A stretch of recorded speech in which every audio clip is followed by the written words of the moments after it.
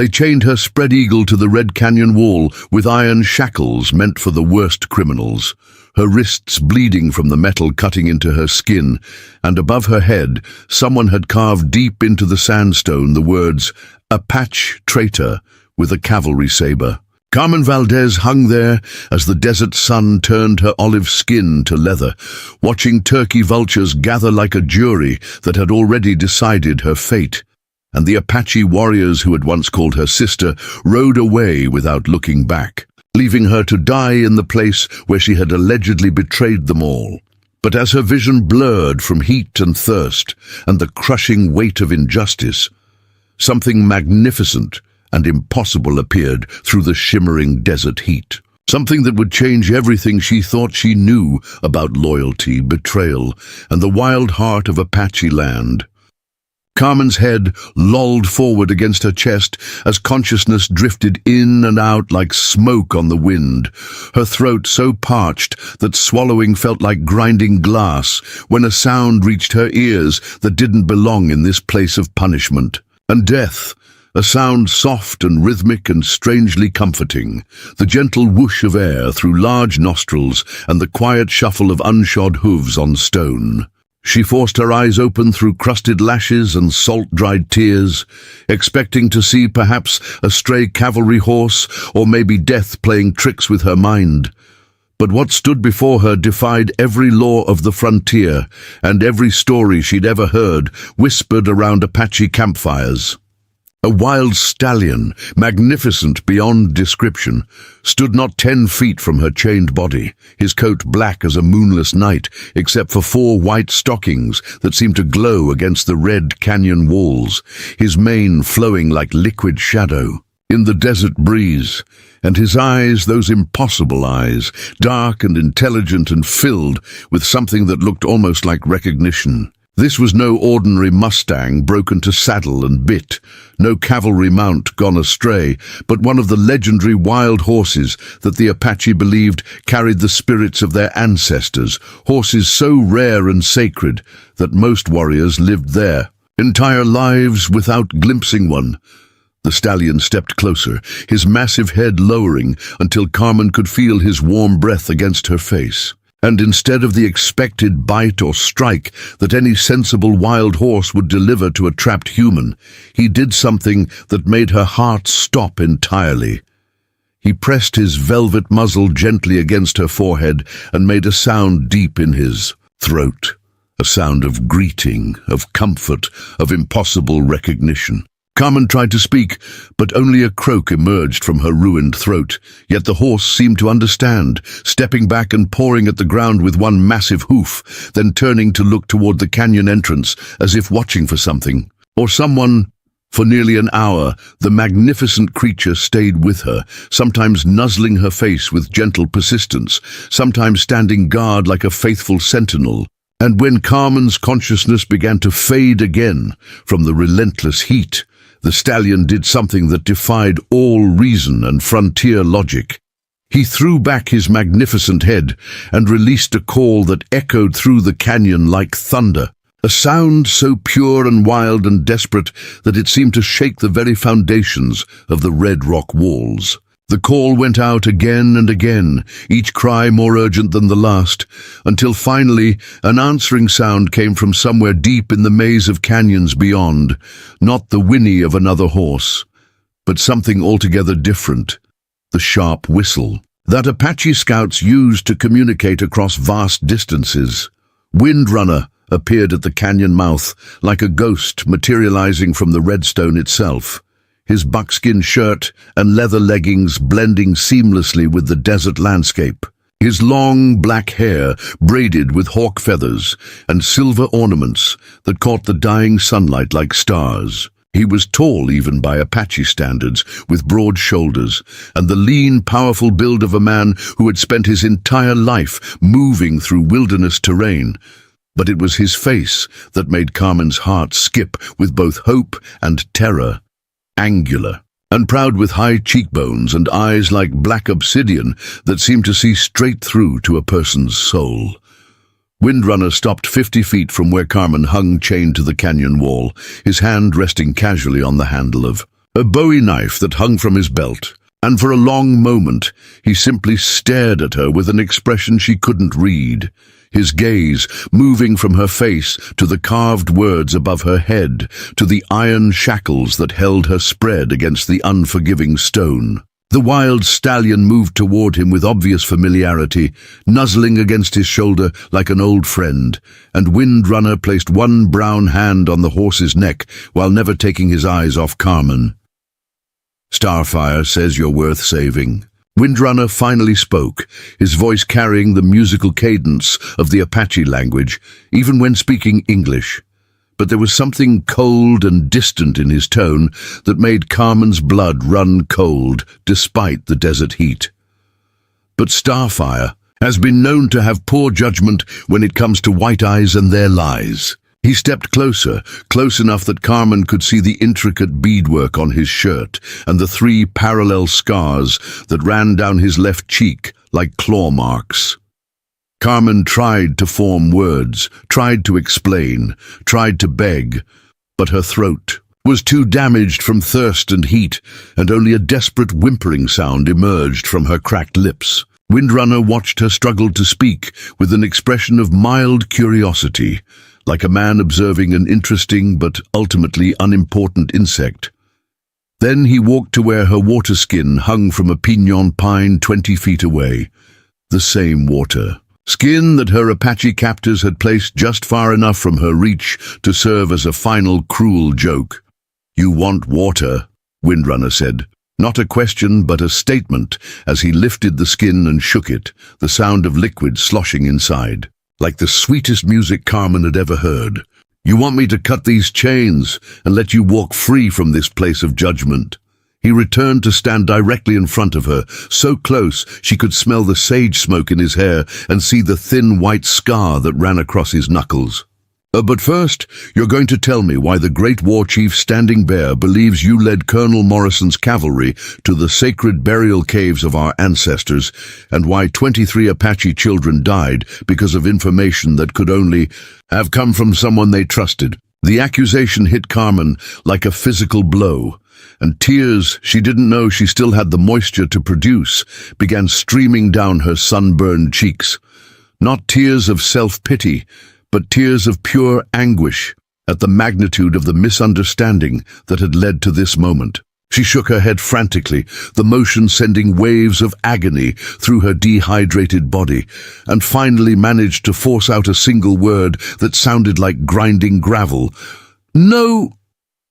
Windrunner's expression didn't change, but Starfire stepped between them and pressed his great head against Carmen's chest, whinnying softly as if trying to offer comfort, or perhaps trying to communicate something to the Apache warrior that only the horse understood. Windrunner frowned at the stallion's behavior, his hand moving unconsciously to stroke the horse's mane, while his obsidian eyes continued to study Carmen with that same cold intensity.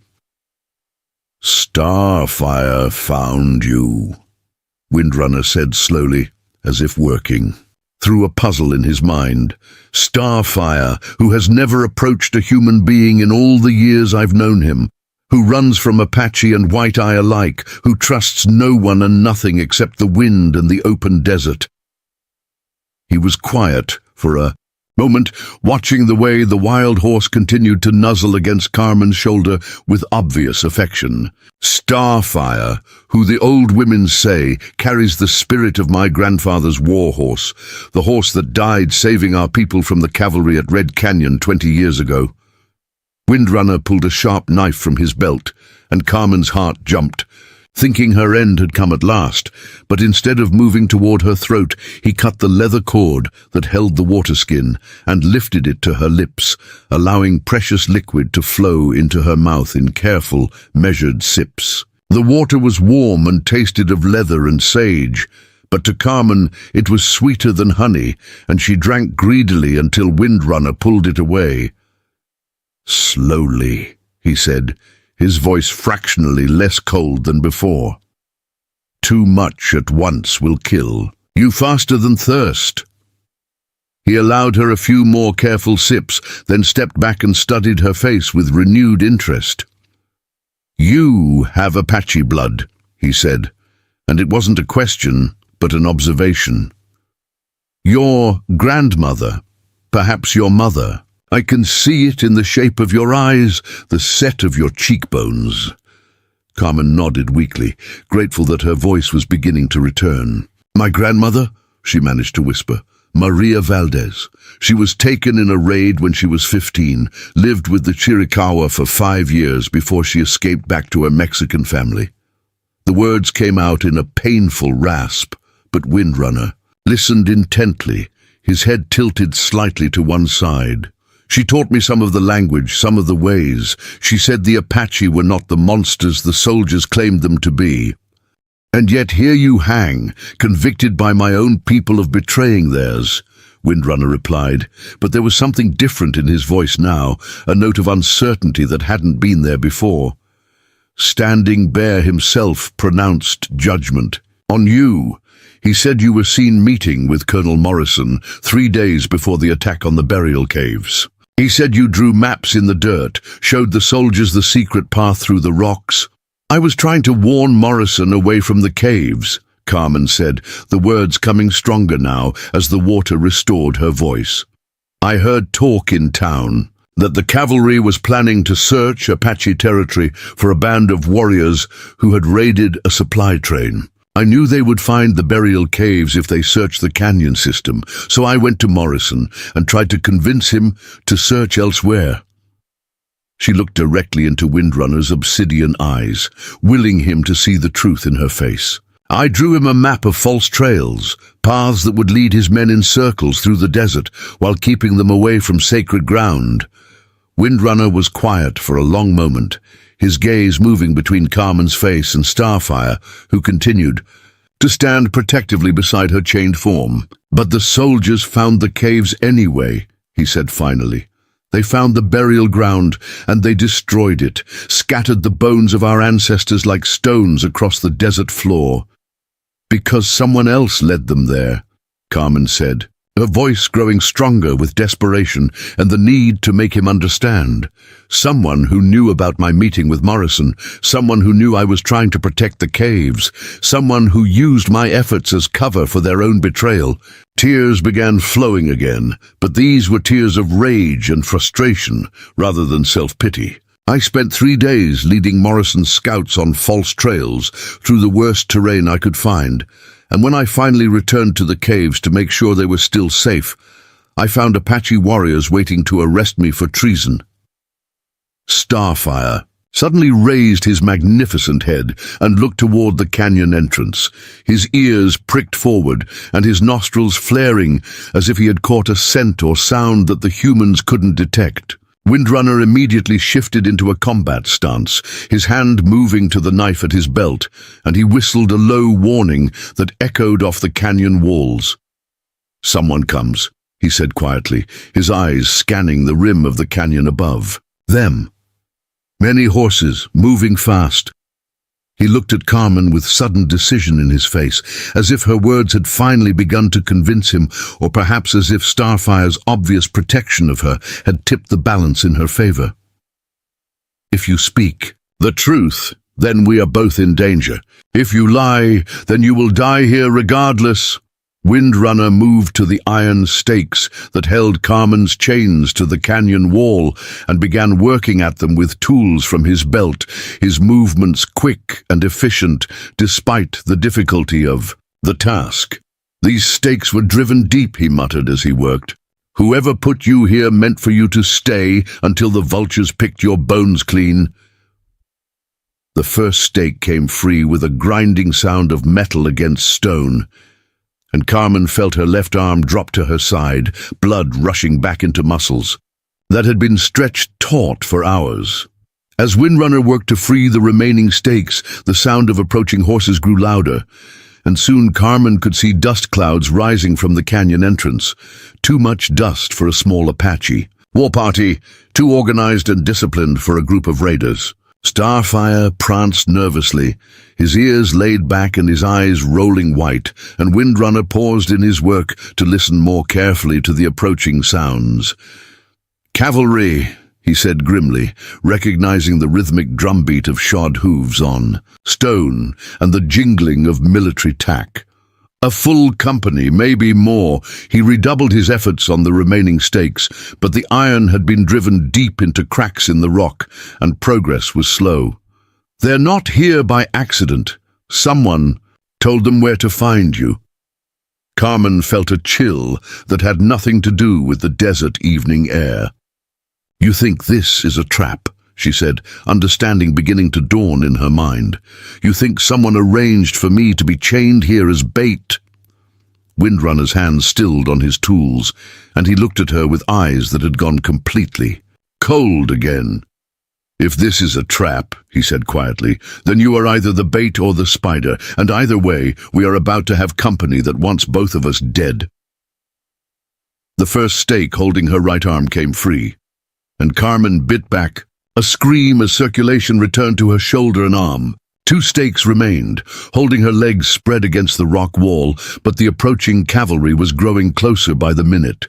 Starfire suddenly reared up on his hind legs and struck out with his front hooves, not at Windrunner or Carmen, but at the air itself, as if fighting some invisible enemy. And when he came down, he immediately moved to position himself between the humans and the canyon entrance, his entire body tense and ready for battle. Windrunner watched the horse's behavior with growing alarm. "Starfire knows something we don't," he said, working frantically at the third stake. "This horse has kept me alive in more battles than I can count, and when he acts like this, death is riding close behind." The third stake finally pulled free, leaving only one iron shackle holding Carmen's left ankle to the wall, but the sound of cavalry horses was now echoing off the canyon walls, close enough that they could hear the shouted orders of officers and the clink of weapons.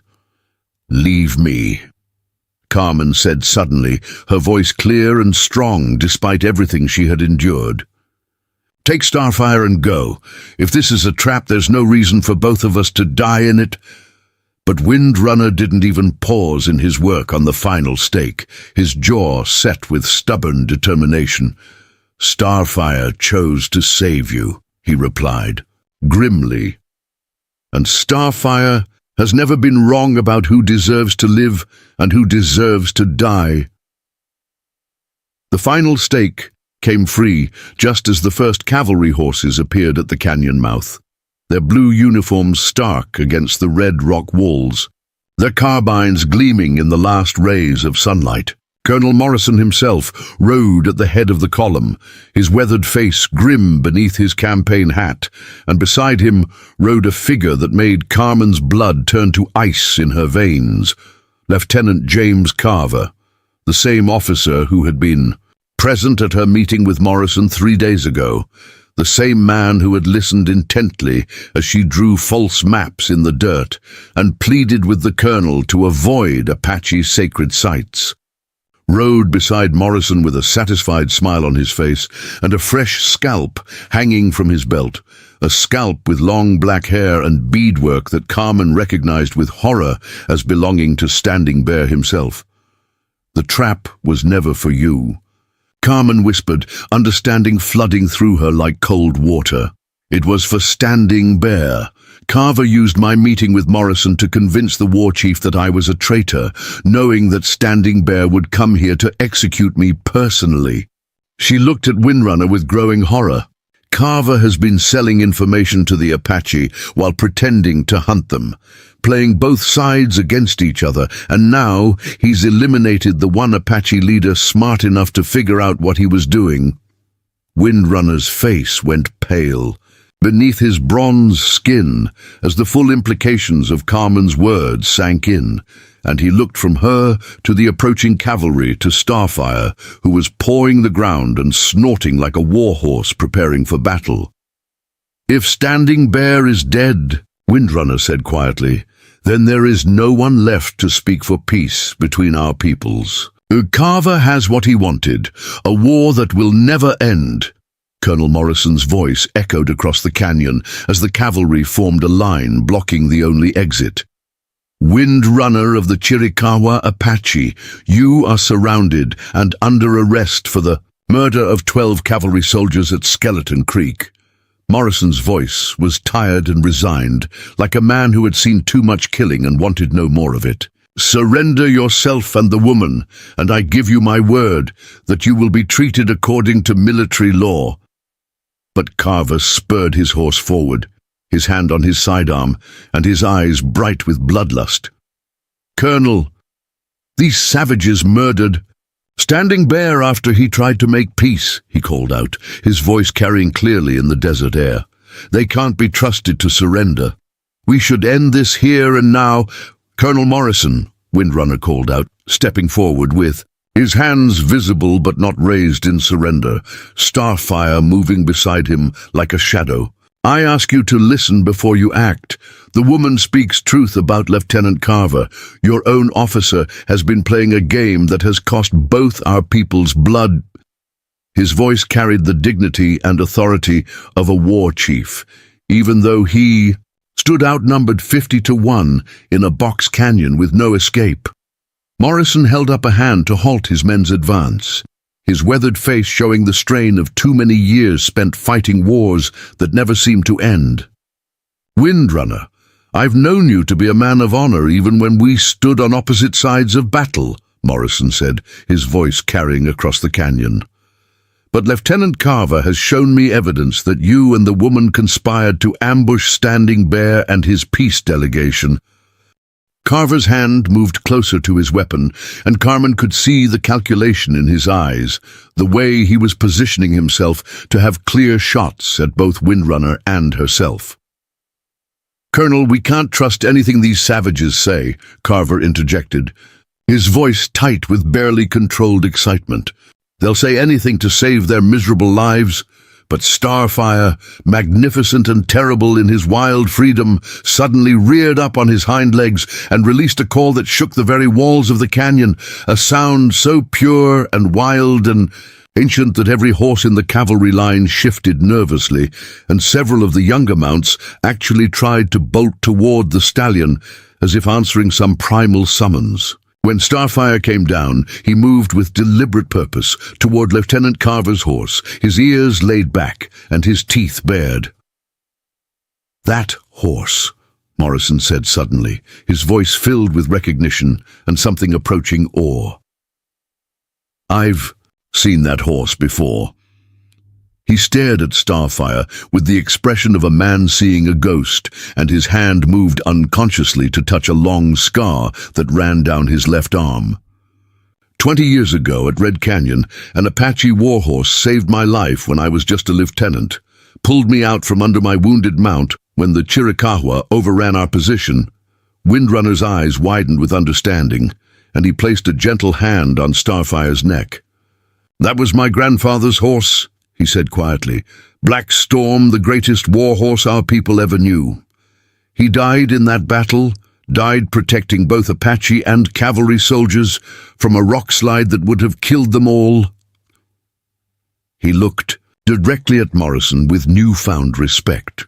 My grandfather said a young cavalry officer tried to save Black Storm's life, even though they were enemies. I tried, Morrison said, his voice thick with memory. But the horse was too badly injured. He died looking at me like he understood I meant no harm. The colonel's gaze moved from Starfire to Windrunner to Carmen, and something shifted in his expression, a dawning realization that the situation was more complex than he had been led to believe. Carver saw the change in Morrison's demeanor, and his hand dropped to his gun. But before he could draw, Starfire struck like lightning, rearing up and bringing his hooves down on the lieutenants. Horse with enough force to send both horse and rider tumbling to the ground. In the confusion that followed, Carver's weapon went flying, and his carefully constructed lies began to unravel like a rope under too much strain. Carmen found her voice and her strength in that moment of chaos, calling out with all the power her desert-scarred throat could muster. Colonel Morrison, check Lieutenant Carver's saddlebags. You'll find maps there, real maps of Apache sacred sites, and you'll find silver coins that Standing Bear paid him for information about cavalry movements. Her words rang across the canyon like a church bell, clear and true and impossible to ignore. Windrunner stepped protectively in front of Carmen as several cavalrymen moved to restrain their fallen lieutenant, and Starfire positioned himself beside them both, no longer a wild animal, but a guardian, a protector, a bridge between two worlds that had been at war for too long. "The woman speaks truth," Windrunner said firmly. "Carver has been selling death to both sides, and the only way to stop the killing is to expose his lies before more good people die for his profit." Morrison dismounted and walked slowly toward the fallen lieutenant, his face grim with the terrible certainty that he was about to discover a betrayal that went deeper than he had ever imagined. While behind him, the sun set over the Red Canyon walls, and Starfire stood watch over Carmen Valdez, the woman who had been marked as a traitor, but who might yet prove to be the key to saving both Apache and cavalry from a war built on lies. "Colonel." Morrison's weathered hands trembled slightly as he opened Lieutenant Carver's leather saddlebags, the brass buckles catching the last rays of desert sunlight like guilty secrets finally brought to light. Inside the first pouch, wrapped in oiled cloth to protect them from the elements, were detailed hand-drawn maps of Apache territory, maps so accurate and complete that they could only have been created by someone with intimate knowledge of sacred sites, water sources, and hidden trails that even most Apache warriors didn't know existed. The maps were covered with notations in Carver's precise handwriting, marking burial grounds with dollar signs, sacred springs with mining symbols, and traditional hunting grounds with the locations of proposed cavalry forts. But it was what Morrison found in the second saddlebag that made his face go ashen with rage and disgust. A leather pouch, heavy with Mexican silver pesos, and a small notebook filled with dates, times, and detailed records of information sold. To both Apache war chiefs and cavalry commanders, each entry carefully catalogued with the payment received. "Sweet Jesus," Morrison whispered, his voice carrying clearly in the desert silence as he read from the notebook's damning pages. "Apache movement sold to the cavalry for $20. Cavalry patrol routes sold to Standing Bear for 30 pieces of silver. Locations of supply trains, water holes, ammunition depots, all sold to the highest bidder, regardless of how many men would die because of it." He looked up at Carver, who was struggling to his feet with blood running from a gash on his forehead where Starfire's hooves had grazed him. Carver wiped blood from his eyes and tried to assume an expression of wounded innocence, but the evidence in Morrison's hands made any denial impossible. "Colonel, you don't understand the complexities of frontier warfare," he began, his voice taking on the smooth, persuasive tone he had used so effectively to manipulate both sides of the conflict. "Sometimes sacrifices must be made for the greater good of American expansion." "Sacrifices," Morrison repeated, his voice deadly quiet as he advanced on his subordinate with the notebook still clutched in his fist. "You call the death of 23 Apache children sacrifices for expansion. You call the massacre of my own men at Skeleton Creek, men who rode into an ambush because you sold their patrol route for silver, sacrifices for the greater good." The colonel's hand moved to his sidearm, and several of his sergeants stepped forward, sensing that their commanding officer was moments away from field justice that would bypass any military tribunal. Carmen found strength she didn't know she possessed and struggled to her feet, her legs shaking from hours of being chained, but her voice clear and strong. "Colonel Morrison, Lieutenant Carver isn't just a traitor to the cavalry," she called out, drawing the attention of every man in the canyon. "He's been systematically destroying any chance for peace between Apache and American settlers because war is profitable, and peace means the end of his income." She pointed at the fallen lieutenant with accusation blazing in her dark eyes. He arranged for Standing Bear to find me here because the war chief was getting too close to discovering the truth about who was really selling information. Before we jump back in, tell us where you're tuning in from, and if this story touches you, make sure you're subscribed, because tomorrow I've saved something extra special for you. Windrunner stepped beside Carmen, his presence lending weight to her words, while Starfire moved protectively around them both like a living shield. Standing Bear came to me 3 days ago, Windrunner said, his voice carrying the authority of a man who had earned respect through years of honorable warfare. He said he had discovered that someone was feeding false information to both sides. Someone who wanted Apache and cavalry to destroy each other while he profited from the bloodshed. His obsidian eyes fixed on Carver with the intensity of a hawk studying its prey. Standing Bear was going to propose a temporary truce so that both sides could work together to find the real traitor. Morrison opened the notebook to a random page and began reading aloud, his voice growing harder with each entry. June 15th, sold location of Apache summer camp to Captain Williams, $40. June 18th, warned Geronimo's band about Williams' planned attack, $35. June 20th, sold information about Geronimo's escape route to Colonel Hayes, $50.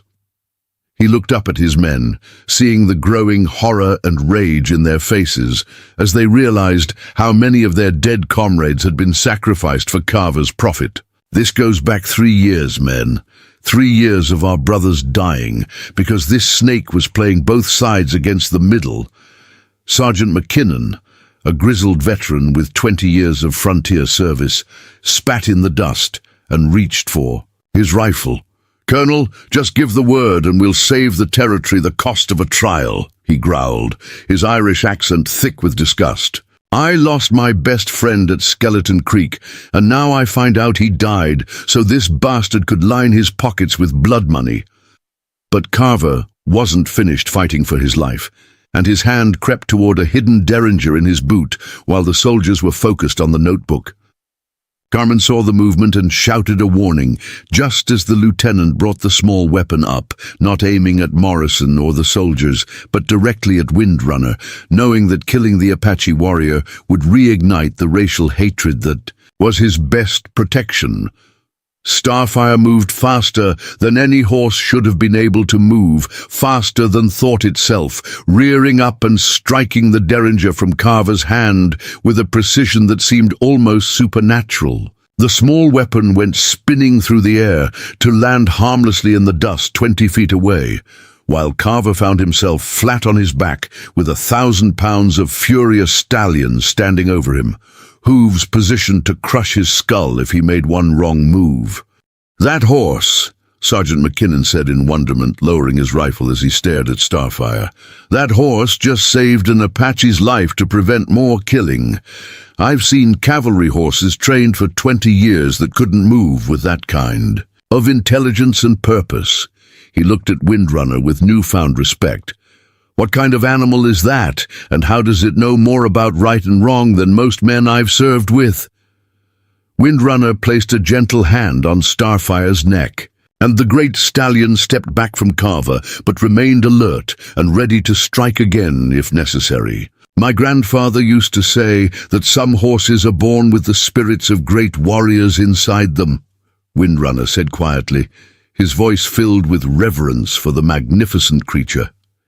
"Starfire has never let me ride him, never accepted, bit or saddle, but he has fought beside me in a dozen battles and never once chosen the wrong side." He looked at Morrison with something approaching hope in his dark eyes. "Perhaps the spirits that guide him are trying to tell us something about the path forward." Carmen stepped toward Morrison, her movement careful and non-threatening but determined. "Colonel, Lieutenant Carver didn't just cause the deaths of your soldiers and Apache warriors," she said, her voice steady despite everything she had endured. "He's been preventing any possibility of peace between our peoples, because peace would end his profitable war." She gestured toward the notebook, in Morrison's hands. How many other conflicts across the frontier have been artificially prolonged by men like him, men who profit from hatred and death? Morrison looked from Carmen to Windrunner, to the evidence in his hands, and Carmen could see the wheels turning in his mind as he began to grasp the full scope of what they were dealing with. "If Carver has been doing this here," Morrison said slowly, "then there might be others like him at other forts, other territories." He turned to his sergeants with grim determination. "McKinnon, I want you to send riders to every cavalry post within 200 miles. Tell them to investigate their intelligence sources, especially any civilian contractors who seem to have unusually detailed information about Apache movements. As the soldiers moved to secure Carver and prepare dispatches, Windrunner approached Morrison with the careful dignity of a diplomat entering enemy territory. "Colonel, there is something else you must know about the game Lieutenant Carver has been playing," he said, his voice low enough that only Morrison, Carmen, and a few nearby soldiers could hear. Standing Bear was not the only Apache leader who suspected treachery. There are others, warriors from different bands, who have been gathering evidence of their own. Morrison's eyebrows rose with interest and concern. "You're saying there's been coordination between Apache groups to investigate this conspiracy," he said, "and it wasn't quite a question. How many warriors are we talking about, and where are they now?" Windrunner's slight smile held no warmth, but it wasn't entirely hostile either. 3 bands, maybe 4, with scouts watching every major cavalry installation in the territory. Windrunner replied honestly. They were supposed to meet with Standing Bear tonight to share what they had learned. When he doesn't arrive, they will assume the worst and prepare for war. He gestured toward the setting sun, which had painted the canyon walls the color of fresh blood. "Unless someone can reach them with proof that the real enemy has been found, there will be killing before the moon sets, killing that will make the past 3 years look like children's games." Carmen felt a chill that had nothing to do with the desert evening air. "How many warriors are we talking about?" she asked, though she wasn't sure she wanted to hear the answer. Windrunner looked at her with eyes that had seen too much death and too much betrayal. "Nearly 200 from bands that have never worked together before," he said quietly. "Chiricahua, Mescalero, Jicarilla, even some Navajo who have their own grievances against the cavalry. Standing Bear convinced them that cooperation was the only way to find the truth. But without him to hold them together, they will scatter to the winds and take their anger with them." He looked directly at Morrison. "Your Lieutenant Carver didn't just arrange one man's death, Colonel. He may have started the biggest Indian war this territory has ever seen." Morrison's face went pale as the implications sank in. 200 warriors, coordinated and angry, with legitimate grievances and no leader to restrain them, he muttered, running a hand through his graying hair. "My God, they could hit a dozen settlements before we could even get word to them, and every death would be justified in their minds." He looked at Windrunner with desperate calculation. "Is there any way to reach them? Any way to convince them that the real traitor has been found?" "There might be," Windrunner said carefully, "but it would require trust from both sides. Trust that has been shattered by 3 years of Carver's manipulations." He glanced at Carmen, then at Starfire, who had been listening to the conversation with the alertness of a creature that understood far more than any animal should. The Apache leaders would need proof, not just words. They would need to see justice done, and they would need guarantees that this kind of betrayal will never happen again. Sergeant McKinnon stepped forward, his weathered face grim with determination. "Colonel, begging your pardon, but I've got an idea about proof," he said, his Irish accent thickening with emotion. "What if we let Windrunner take Carver to these Apache leaders, let them see for themselves that we've found the real traitor and punished him according to military law?"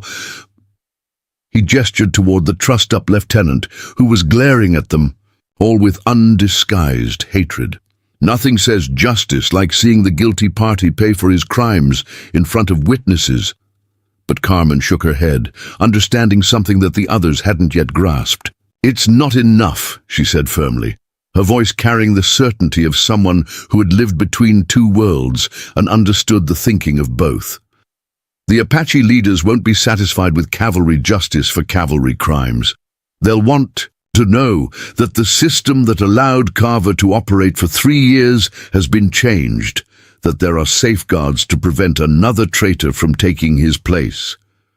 Morrison studied Carmen with new respect, recognizing the wisdom in her words, even as he struggled with their implications. "What exactly are you suggesting?" he asked, though his tone indicated he suspected he wasn't going to like the answer.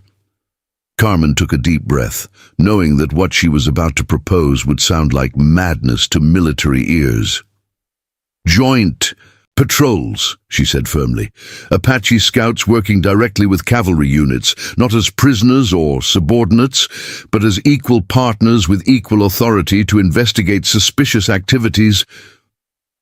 She gestured toward Windrunner, who was listening, with carefully hidden surprise. "Men like Windrunner, warriors with reputations for honor on both sides, working alongside officers like you to make sure that information flows honestly in both directions. You're talking about giving Apache warriors authority over cavalry." "Operations," Morrison said slowly, his voice filled with the incredulity of a career military man being asked to overturn decades of established protocol. "The territorial governor would have my commission, and the War Department would court-martial me for even suggesting such a thing." Windrunner stepped forward, his voice carrying the quiet authority of a natural leader. "Colonel Morrison, your War Department is 2,000 miles away and has never seen the reality of frontier warfare," he said with diplomatic bluntness. "The territorial governor cares more about mining rights and railroad routes than he does about preventing massacres." He gestured toward the evidence of Carver's betrayal. "But the men who die in these conflicts, Apache and cavalry alike, they understand the value of truth and honor, regardless of the color of their skin." Starfire suddenly lifted his magnificent head and released a long, wild call that echoed through the canyon like a trumpet blast, and within moments an answering call came from somewhere in the darkening desert beyond. Not the cry of another horse, but the haunting wolf howl that Apache warriors used to signal their approach. Morrison's hand moved instinctively to his weapon, but Windrunner held up a calming hand. "The scouts," Windrunner said quietly. "They've been watching from the rim since we arrived, waiting to see if treachery or truth would prevail in this canyon." He looked at Morrison with eyes that held both challenge and hope. "They've seen Carver's betrayal exposed. They've seen cavalry and Apache standing together instead of killing each other, and now they're coming down to hear what solution we propose." His voice took on the formal cadence of a diplomat delivering crucial terms. "What they hear in the next few minutes will determine whether this territory sees peace or war for the next generation." Carmen felt the weight of history settling on her shoulders as she realized that the choice she had made to warn Colonel Morrison about the sacred caves, the choice that had led to her being branded a traitor and chained to die in this canyon, had somehow led to this moment when the future of two peoples hung in the balance. She looked at Starfire, who was watching her with those impossibly intelligent eyes, and suddenly understood that the magnificent stallion hadn't just saved her life by calling Windrunner to rescue her. The horse had orchestrated everything, from her initial meeting with Morrison to the timing of her capture, from Windrunner's arrival to the cavalry's appearance, all so that this moment could happen.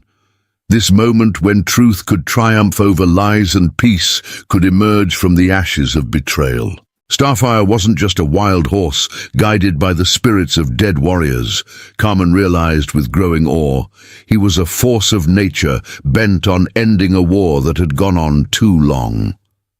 The Apache scouts emerged from the canyon shadows like ghosts, materializing from the red rock itself, their movements so silent and coordinated that even Colonel Morrison's experienced cavalrymen found themselves reaching for weapons before realizing that death, if it had been intended, would have already claimed them. 7 warriors descended from hidden positions along the canyon rim, each representing a different band, each carrying the distinctive weapons and war paint that marked their tribal allegiance, and each moving with the deadly grace of men who had survived countless battles against overwhelming odds.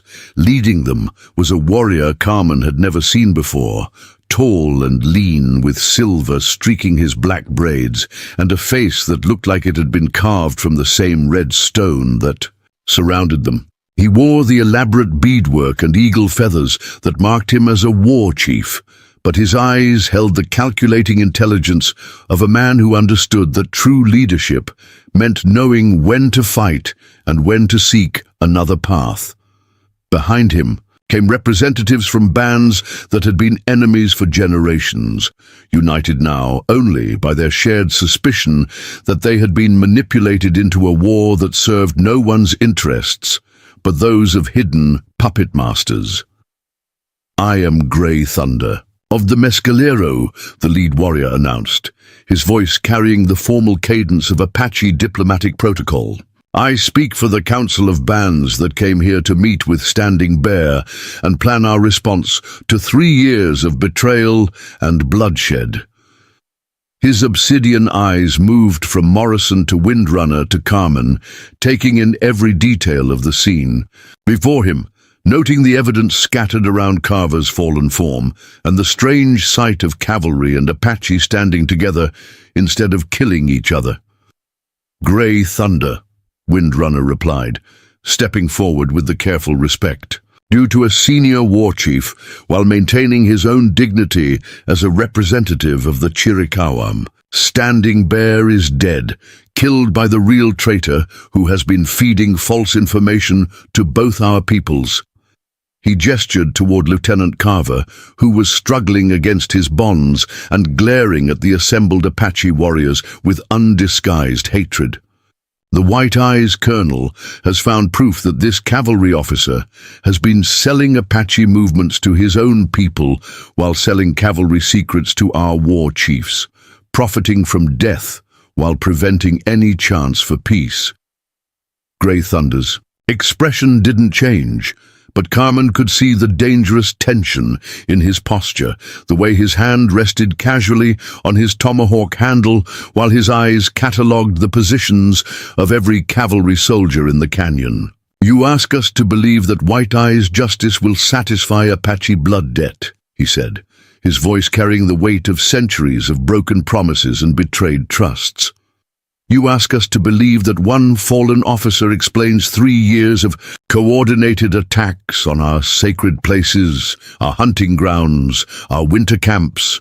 Colonel Morrison stepped forward, recognizing that this moment would determine whether the territory descended into the worst Indian war in its history, or found a path towards something resembling peace. "War Chief Grey Thunder," he said, using the formal title with deliberate respect, "I offer you something no cavalry officer has ever offered before, the right to examine all the evidence yourself and determine what justice should be done." He held out Carver's notebook and maps, his weathered hands steady despite the magnitude of what he was proposing. "I offer you access to our military records, our patrol routes, our intelligence sources, so that you can see for yourself how deeply this conspiracy has poisoned the relationship between our peoples." The other Apache warriors exchanged glances, communicating in the subtle hand language that allowed them to coordinate without speaking aloud, and Carmen could see the surprise and suspicion in their faces at Morrison's unprecedented offer. Grey Thunder took the notebook and opened it, his educated eyes scanning the damning entries with growing comprehension, and when he looked up, his expression had shifted from hostility to something approaching grim satisfaction. "This White Eyes soldier," Grey Thunder said, pointing at Carver with the notebook. He has blood debt to the Jicarilla for the attack on Red Mesa, blood debt to the Chiricahua for the destruction of the winter camp, blood debt to my own Mescalero for the poisoning of Eagle Spring. His voice took on the formal intonation of a judge pronouncing sentence. Apache justice says he should die slowly, with great pain, so that his screams warn other traitors about the price of dishonor.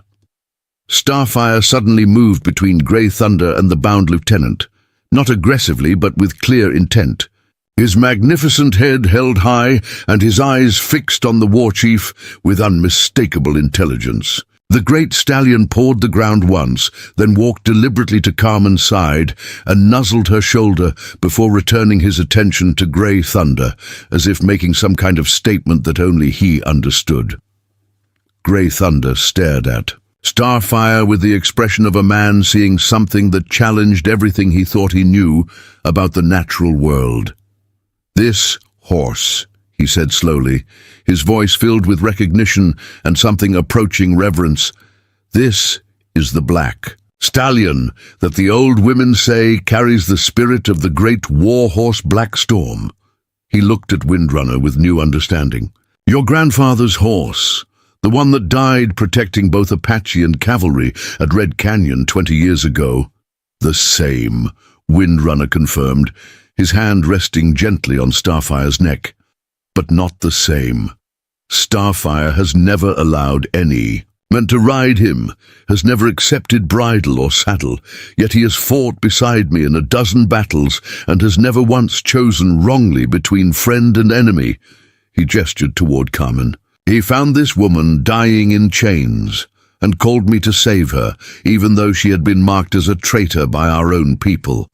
He stopped Lieutenant Carver from shooting me, and he has stood between every potential act of violence today, as if he understands something about peace that we warriors have forgotten." One of the other Apache scouts, a young Jicarilla warrior with intricate face paint and the lean build of a long-distance runner, stepped forward with obvious excitement. "The horse spoke to you," he said to Carmen, his voice filled with wonder. "The old stories say that when the spirit horses speak to someone, that person carries a message from the ancestors about the path the people should take." He looked at Grey Thunder with the enthusiasm of youth combined with deep spiritual conviction. "War Chief, perhaps the spirits are telling us that this woman knows something we need to hear." Carmen felt the weight of every gaze in the canyon settling on her, Apache and cavalry alike, and she realized that Starfire's actions had somehow transformed her from a suspected traitor into something approaching a spiritual messenger. She looked at the magnificent stallion, who was watching her with those impossibly intelligent eyes, and suddenly understood that everything that had happened from her initial meeting with Morrison to this moment had been leading to this opportunity to speak truth that could bridge the gap between two peoples. "Grey Thunder," she said, her voice steady despite the magnitude of what she was attempting. "I have lived between Apache and Mexican and American worlds my entire life. Never fully belonging to any of them, always suspect to all of them." She gestured toward the evidence of Carver's betrayal. "But that position between worlds has let me see things that others might miss. Lieutenant Carver didn't just betray information, he betrayed the possibility of understanding itself." She walked to where Carver lay bound, his face twisted with rage and defeat, and knelt beside him so that her words would carry clearly to every person in the canyon. "For 3 years, this man has made sure that every time Apache and cavalry might have found common ground, something happened to destroy that possibility." She picked up one of the maps from Carver's saddlebags, a detailed chart of sacred Apache sites marked with mining claims. "He didn't just sell military secrets, he sold the locations of your most sacred places to mining companies, ensuring that any peace treaty would eventually be broken by American greed for gold and silver." Grey Thunder's eyes narrowed as he studied the map, recognizing sites that held spiritual significance for multiple Apache bands. "This explains much," he said grimly. "We could never understand how miners always seemed to know exactly where, to dig on land that was supposed to be protected by treaty." He looked at Carmen with growing respect. "You see connections that warriors focused on immediate battles might miss. What else have you observed about this conspiracy?" Carmen stood and faced the assembled warriors and soldiers, feeling Starfire's warm presence at her side like a source of strength and wisdom. "The conspiracy goes beyond Lieutenant Carver," she said firmly. "He kept detailed records because he was reporting to someone higher up the chain of command, someone who could protect him from investigation and ensure that his activities continued." She pulled out a folded paper from Carver's belongings, a letter bearing the official seal of the territorial government. Governor Harrison himself was receiving reports about Apache hostile activities based on Carver's intelligence, reports that were used to justify increased military funding and expanded mining rights. The implications of Carmen's words hit both Apache and cavalry like a physical blow, and Colonel Morrison's face went pale as he began to understand the scope of what they were dealing with. "You're saying this goes all the way to the territorial capital," he said, his voice hollow with the realization that his own superiors might be complicit in the conspiracy. "You're saying that Carver was just the bottom rung of a ladder that reaches into the highest levels of territorial government." Grey Thunder studied the official letter with the careful attention of a war chief who had learned to read the lies hidden in government documents. And when he looked up, his expression had shifted from anger to cold calculation. "This changes everything," he said quietly, his voice carrying the weight of a leader who had just realized that the enemy was far more sophisticated and dangerous than anyone had suspected.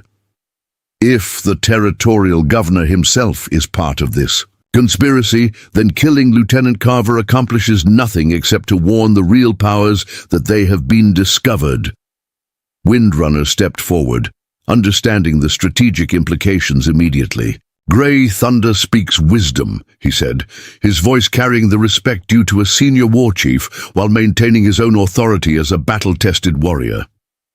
"We have caught one snake, but the nest contains many more, and they are hidden in places we cannot reach with tomahawks and war paint." He gestured toward Morrison and his cavalry soldiers. "But perhaps there are those among the White Eyes who have as much to lose from this conspiracy as we do." Colonel Morrison felt every eye in the canyon turning toward him, and he understood that his next words would determine not just his own fate, but the future relationship between Apache peoples and the United States military in the entire territory. "Gentlemen," he said, using the formal address deliberately to show respect for the Apache leaders, "if what you're suggesting is true, then my own command has been compromised from the very beginning." He pulled out his own service records and laid them on a flat rock where everyone could see. "Every order I've received, every mission I've been assigned, every intelligence report I've acted upon may have been designed to escalate conflict rather than resolve it." The young Jicarilla warrior stepped forward again, his face painted with symbols that marked him as both a scout and a keeper of tribal memory.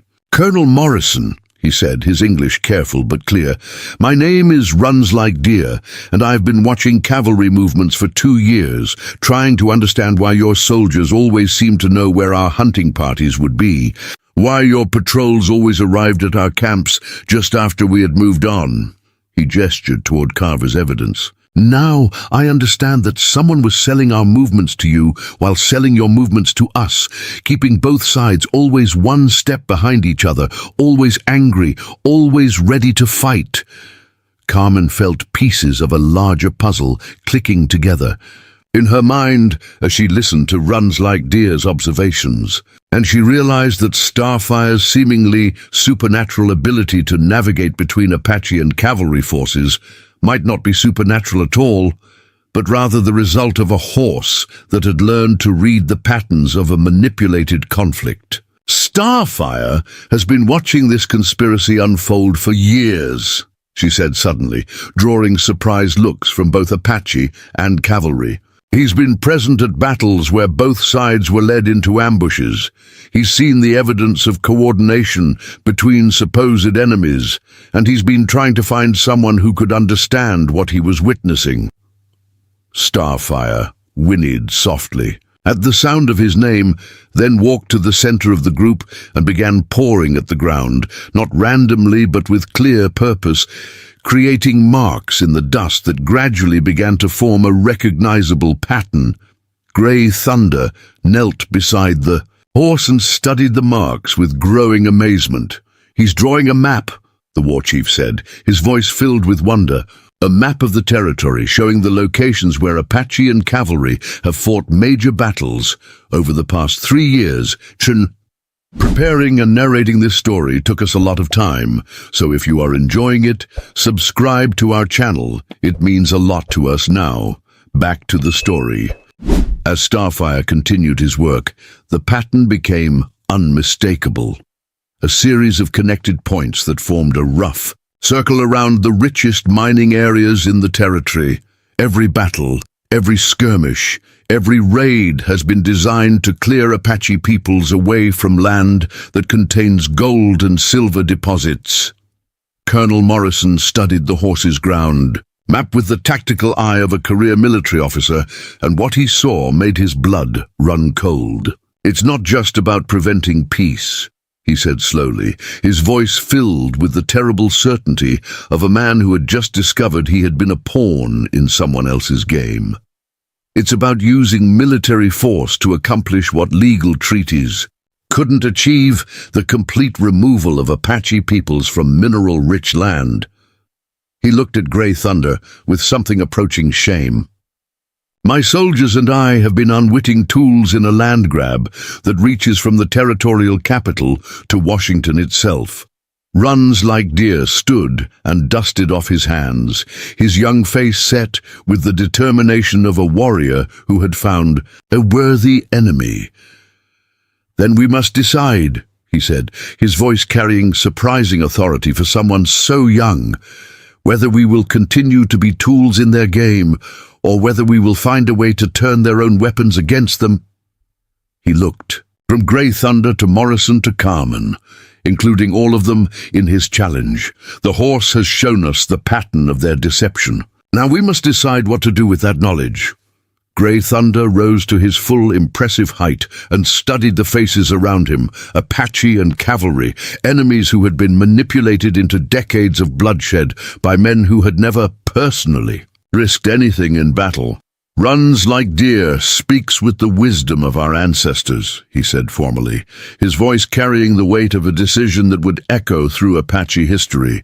"We have a choice between honorable war against worthy enemies, or dishonorable manipulation by cowards who hide behind government seals and mining claims."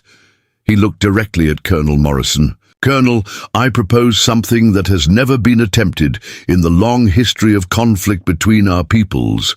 Morrison straightened to attention, recognizing the formal tone of a military negotiation. "I'm listening, War Chief Grey Thunder," he replied, using the Apache leader's full title with deliberate respect.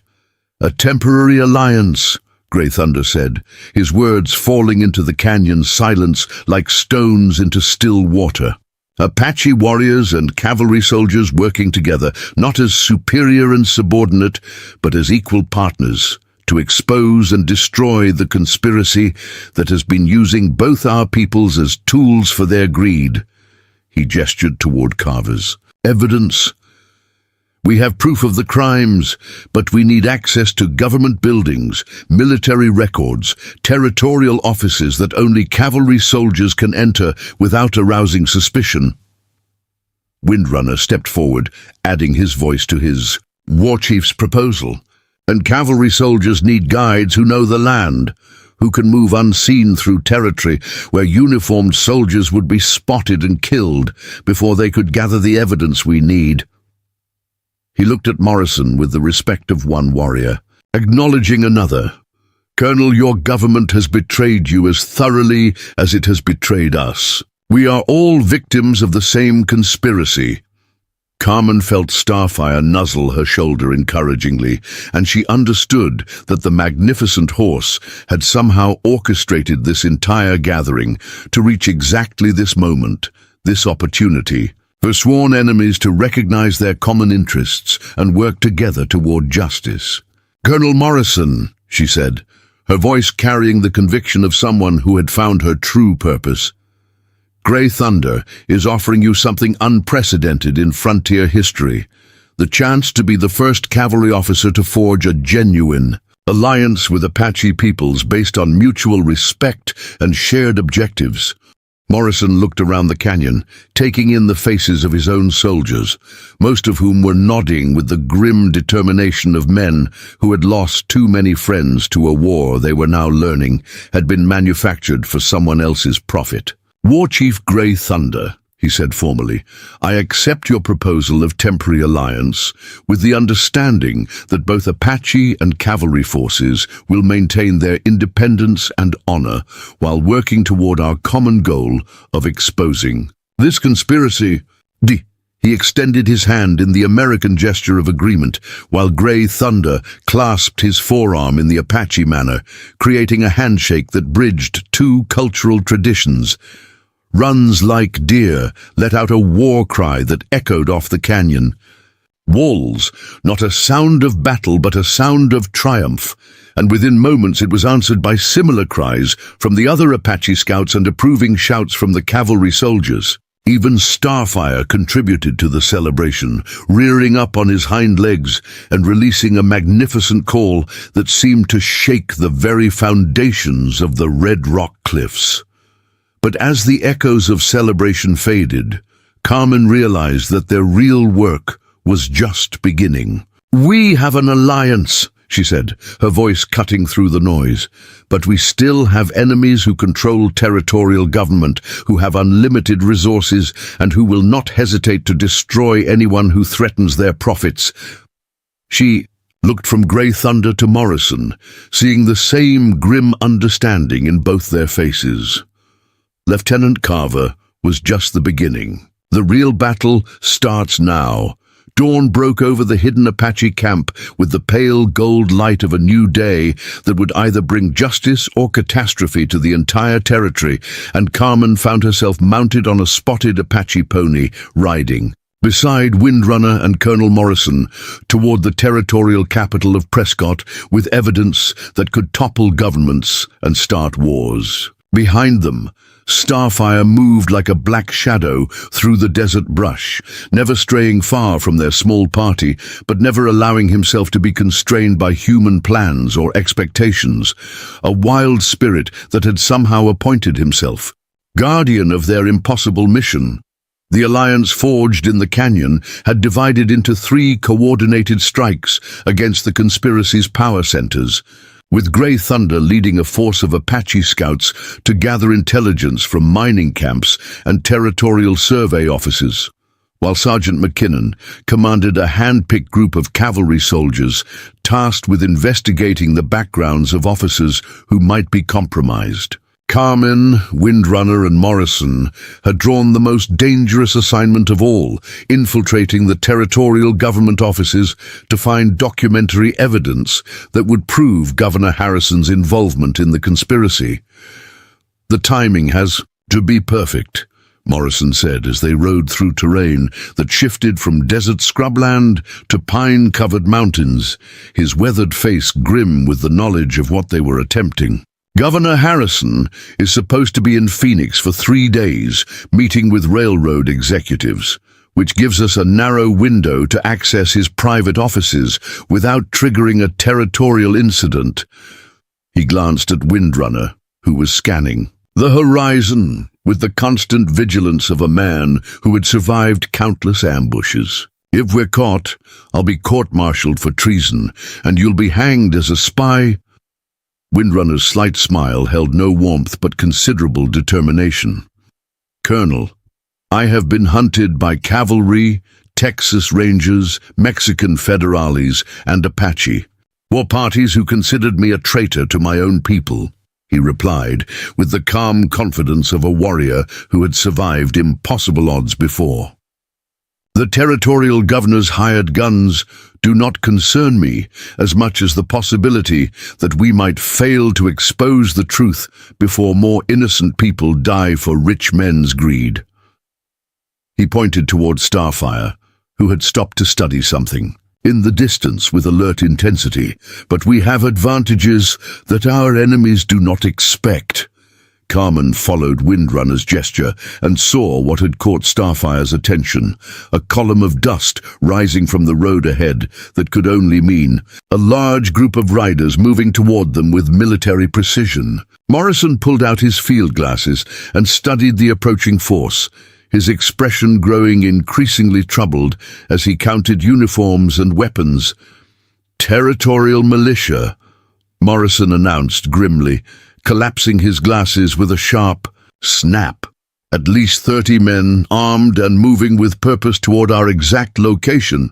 He looked at his companions with the calculating expression of a career soldier evaluating tactical options.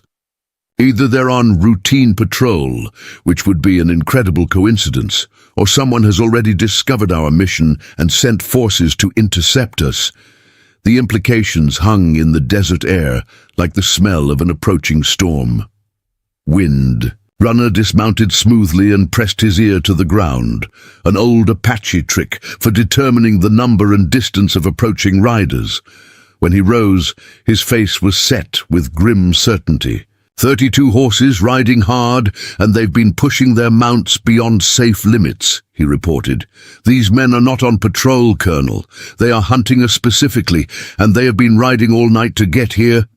He looked toward Starfire, who had moved to a position where he could observe the approaching militia while remaining hidden behind a stand of juniper trees. "Which means someone knew about our mission before we left the canyon."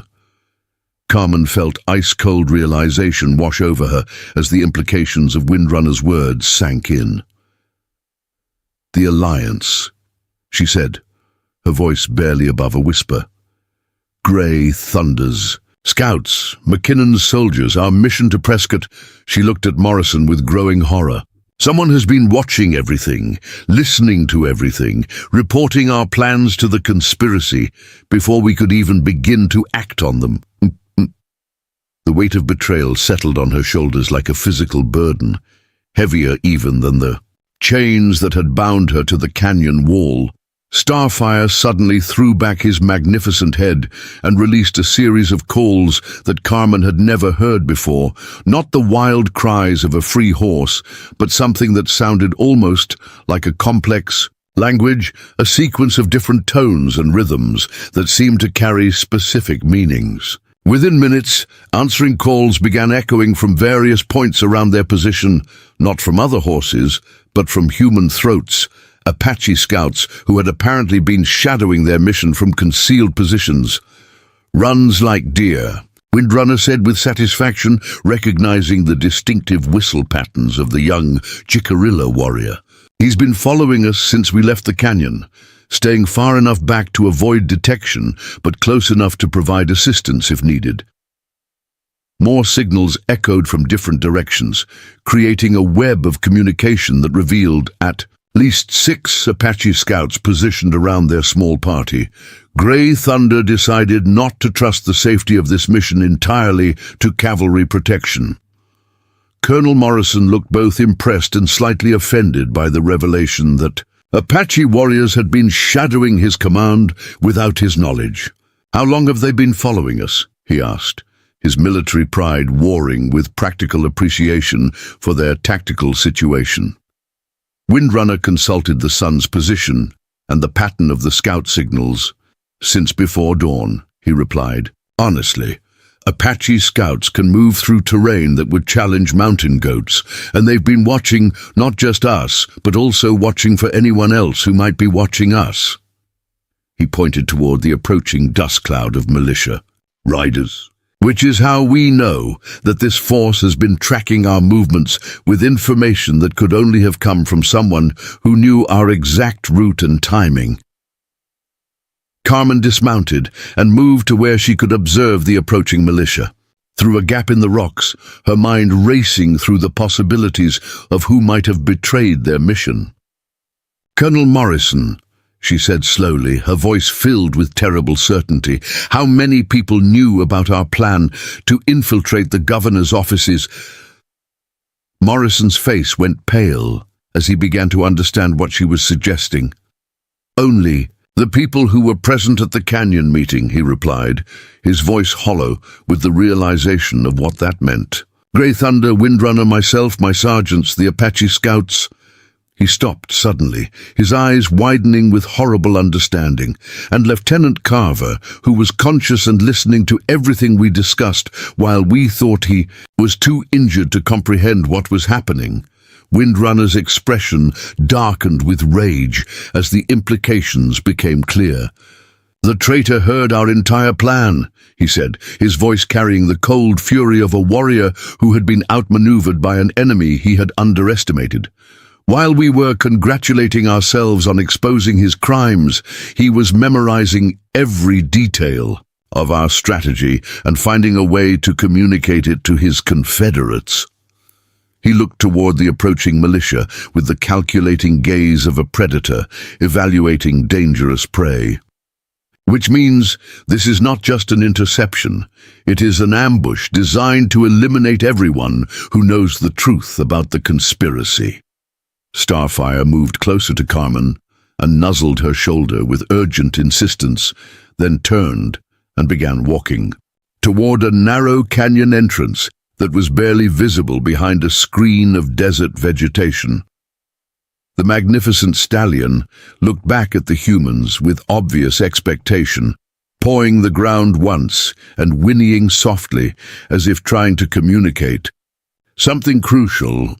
"He wants us to follow him," Carmen said, understanding the horse's behavior with the intuitive connection that had developed between them.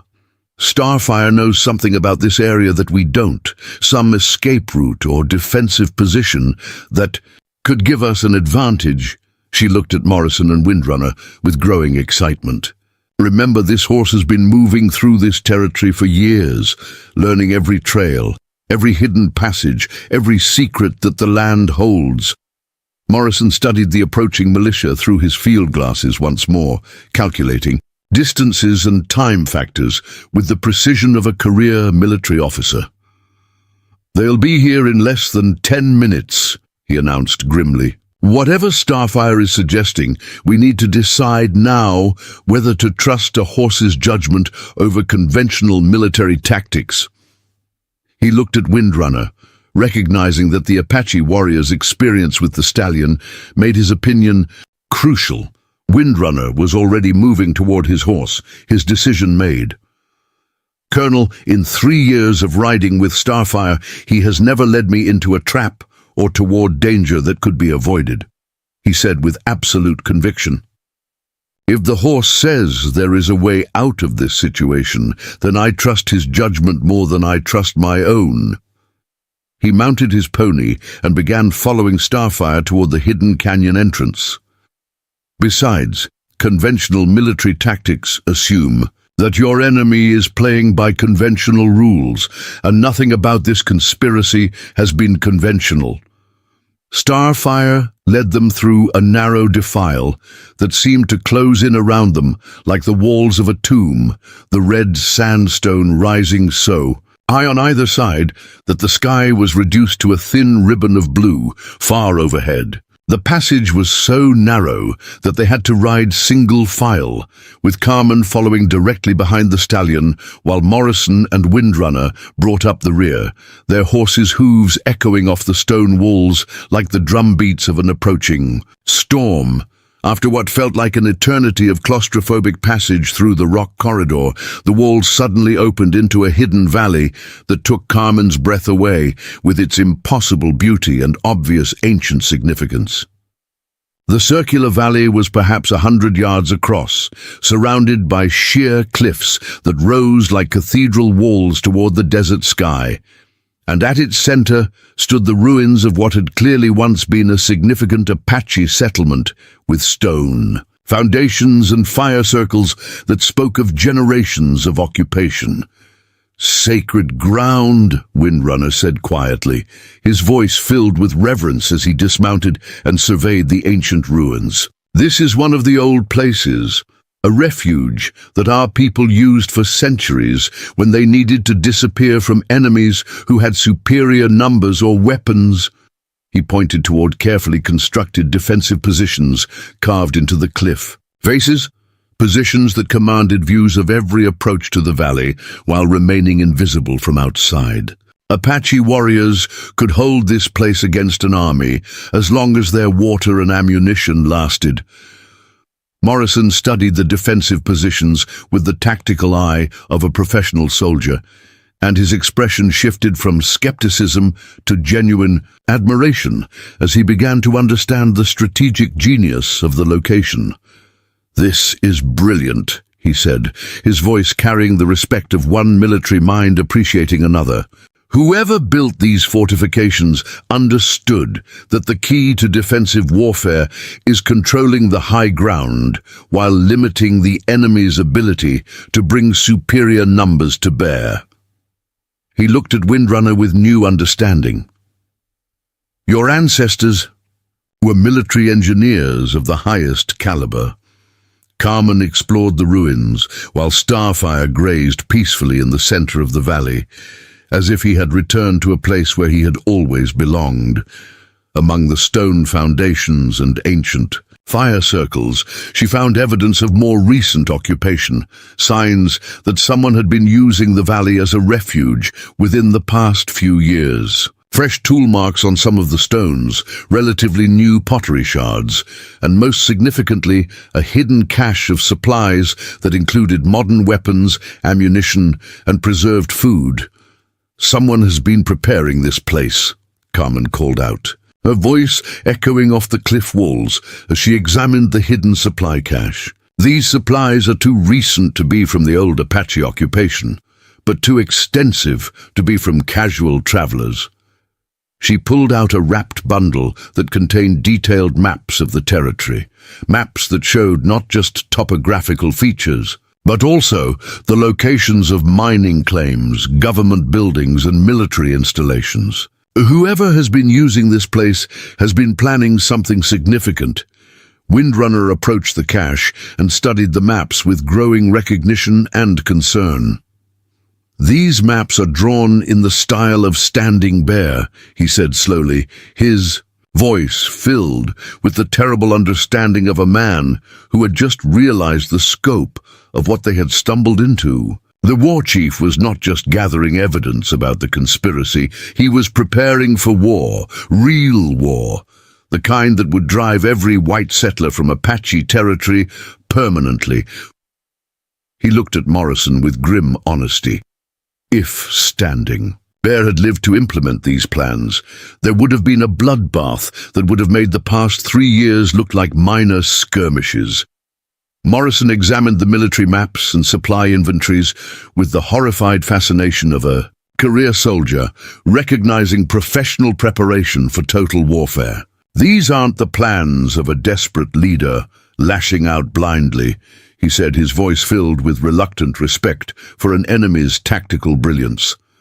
"These are the carefully considered strategies of a military genius who understood that conventional warfare against superior numbers required unconventional methods and absolute commitment." He looked around the hidden valley with new appreciation for its strategic significance. Standing Bear was preparing to turn this entire territory into one vast Apache stronghold. Starfire suddenly raised his head from grazing and moved to the valley's entrance, his ears pricked forward and his entire body tense with alertness. Within moments, the sound of approaching horses echoed through the narrow passage, But these were not the organized sounds of military pursuit, but rather the careful, measured approach of riders who knew exactly where they were going and what. They expected to find... Grey Thunder emerged from the narrow passage riding a painted warhorse and leading a small party of Apache scouts, but his expression was not one of relief at finding his allies safe, but rather the grim satisfaction of a war chief who had just confirmed his worst suspicions about the scope of the conspiracy they were fighting.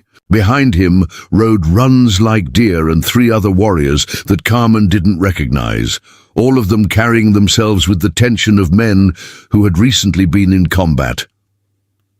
"Colonel Morrison," Grey Thunder said without preamble, his voice carrying the formal weight of a military report delivered under battlefield conditions. "The territorial militia that was sent to ambush your party was not acting on orders from Governor Harrison." He dismounted and approached the supply cache that Carmen had discovered, his face darkening as he recognized the extent of Standing Bear's preparations for total war. They were acting on orders from a consortium of mining companies that has been coordinating with corrupt government officials to eliminate anyone who threatens their operations. Windrunner stepped forward, understanding that Grey Thunder's arrival meant the situation had become far more complex and dangerous than any of them had realized. "War Chief, what did you discover at the mining camps?" he asked, though his tone suggested he suspected the answer would not be good news. Grey Thunder's expression confirmed his fears. "The conspiracy reaches far beyond territorial government," Grey Thunder replied grimly. "Railroad companies, mining corporations, land speculation companies, even some federal officials in Washington, all working together to clear Apache peoples from mineral-rich territory by any means necessary." He gestured toward the military maps in Standing Bear's cache. The war chief discovered that they were planning to provoke a massive Apache uprising that would give the federal government justification to relocate all southwestern tribes to reservations in Oklahoma, leaving the entire territory open for unrestricted resource extraction. Carmen felt the blood drain from her face as the full scope of the conspiracy became clear. "They weren't just preventing peace," she said, her voice barely above a whisper. "They were actively working to create the biggest Indian war in American history, one that would end with the complete removal of Apache peoples from their ancestral lands." She looked at Morrison, seeing the same horrified understanding in his weathered features. Lieutenant Carver wasn't a rogue operator. He was part of a coordinated campaign that reaches from mining camps to the halls of Congress. Morrison sank down onto one of the ancient stone foundations, his face pale, with the weight of realizing that his entire military career had been manipulated by forces he had never suspected existed. "How many other officers like me have been unknowingly implementing strategies designed by mining companies instead of military commanders?" he asked, his voice hollow with the terrible implications. "How many Apache leaders like Standing Bear have been driven to desperation by problems that were artificially created to serve corporate interests?" Runs Like Deer stepped forward, his young face set with determination that seemed far beyond his years. "War Chief Grey Thunder," he said formally, "we have gathered the evidence that proves this conspiracy exists. But what do we do with that knowledge when the very government institutions that should serve justice are part of the criminal enterprise we are trying to expose?" His question hung in the ancient valley like a challenge to everything they thought they knew about law, justice, and the possibility of peaceful resolution. Starfire moved to the center of the group and began pawing at the ground again. But this time, his actions created not a map, but a different kind of pattern, a series of interconnected circles that seemed to represent something more complex than geographical features. Grey Thunder knelt beside the horse and studied the markings with growing comprehension. "The horse is showing us the structure of their conspiracy," Grey Thunder said with wonder in his voice. Not just who is involved, but how they are connected, how information flows between them, how decisions are made and implemented. He looked up at the assembled warriors and soldiers with the expression of a leader who had just found the key to victory against impossible odds. Starfire understands something that we have been missing about how to fight an enemy that hides behind laws and government institutions. Starfire's ground drawing revealed something that none of the human observers had anticipated. A complex, organizational chart that showed the conspiracy operated like a spider's web, with multiple centers of power rather than a single controlling authority. The magnificent stallion had somehow understood that their enemy was not a traditional hierarchy that could be defeated by removing its head, but rather a network of interconnected interests that would require a completely different strategy. To dismantle, Grey Thunder studied the horse's markings with the intensity of a war chief analyzing enemy battle formations, his weathered fingers tracing the connections between the circles that represented different nodes of the conspiracy. "The mining companies here," he said, pointing to the largest circle, "but they are connected to railroad companies here, banking interests here, and government officials scattered throughout the network." His voice carried the grim recognition of a leader who had just realized the true scope of what they were fighting. Destroying one part of this web will only cause the others to adapt and continue their operations. Carmen knelt beside the pattern and began to understand what Starfire was trying to communicate, her experience living between different worlds, giving her insight into the horse's thinking. "He's showing us that we can't fight this conspiracy the way we would fight a traditional enemy," she said, her voice filled with growing excitement as the strategy became clear. "We can't just gather evidence and present it to authorities because the authorities are part of the network." She looked up at Morrison and Windrunner with the expression of someone who had just solved a complex puzzle. "We have to turn the network against itself." Windrunner approached the diagram from a different angle, his tactical mind beginning to grasp the implications of what the horse was suggesting. "Starfire is saying that if we can disrupt the connections between these different groups, if we can make them distrust each other instead of working together, then the network will collapse from internal conflict rather than external pressure." His obsidian eyes lit up with the predatory satisfaction of a hunter who had found his prey's weakness. "We don't need to destroy them. We need to trick them into destroying each other." Colonel Morrison studied the pattern with the analytical mind of a career military officer who had spent decades understanding how organizations functioned and failed. "It's brilliant," he said slowly, his voice filled with reluctant admiration for the horse's strategic thinking. "Instead of trying to expose the entire conspiracy at once, which would give them time to coordinate their response and cover their tracks, we selectively release information that makes each group believe the others are betraying them." He looked at Grey Thunder with growing respect for the unconventional alliance they had forged. But it would require perfect timing and complete coordination between Apache and cavalry forces. Runs like deer, stepped forward with the eager energy of a young warrior who had found a battle worthy of his skills. "War Chief, this strategy requires that we become like the conspiracy itself," he said, his voice carrying both excitement and concern. "We would need to infiltrate their organizations, feed them false information, manipulate their communications, become what we have been fighting against." Zoo, his words hung in the desert air like a moral challenge that demanded careful consideration. Grey Thunder was quiet for a long moment, weighing the ethical implications of adopting the enemy's methods against the necessity of stopping a conspiracy that threatened the survival of his people. "Runs like deer, speaks wisdom," he said finally, his voice carrying the weight of a decision that would define his leadership. "To defeat an enemy that fights with lies and deception, We must be willing to use their own weapons against them, even if it means compromising our own honor in the short term to preserve it in the long term." He looked at Morrison with the expression of one commander seeking confirmation from another. "Colonel, are you prepared to authorize operations that would violate every regulation in your military code if it means stopping a conspiracy that reaches into the highest levels of government?"